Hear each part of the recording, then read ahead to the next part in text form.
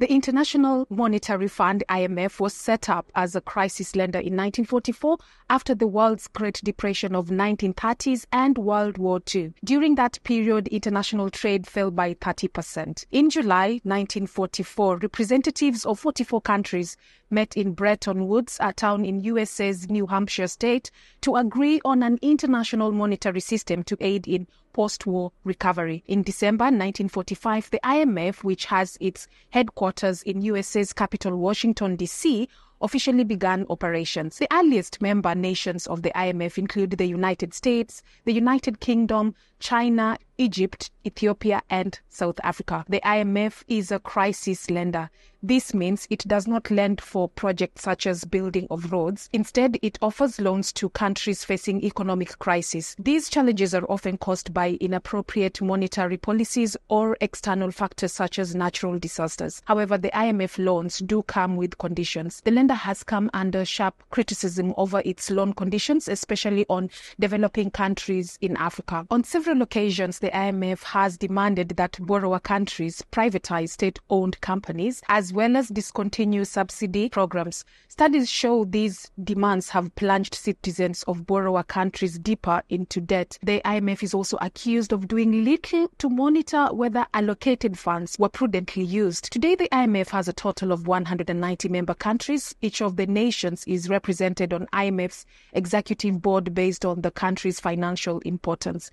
Currently, the IMF has financial resources worth about $1 trillion. The total amount owed to IMF as of June 2024 was $147 billion. Out of the 94 countries that owe IMF funds, 48 are from Africa. Egypt owes IMF the most in Africa with a loan portfolio of $10.3 billion. The other African countries whose loans are above $2 billion are Angola, Ghana, Kenya, and Cote d'Ivoire. Others with over $1 billion in loans are Nigeria, Cameroon, the DRC, Morocco, Senegal, and South Africa. Globally, Argentina is the most indebted country to the IMF. It owes nearly $32 billion. The question often asked is, where does the IMF get its money? IMF's funds mainly come from member countries. Each member is allocated a quota, which is the maximum amount of money it can contribute based on how the IMF classifies its economy. Developed nations have much higher quotas. For instance, USA's is over 830,000,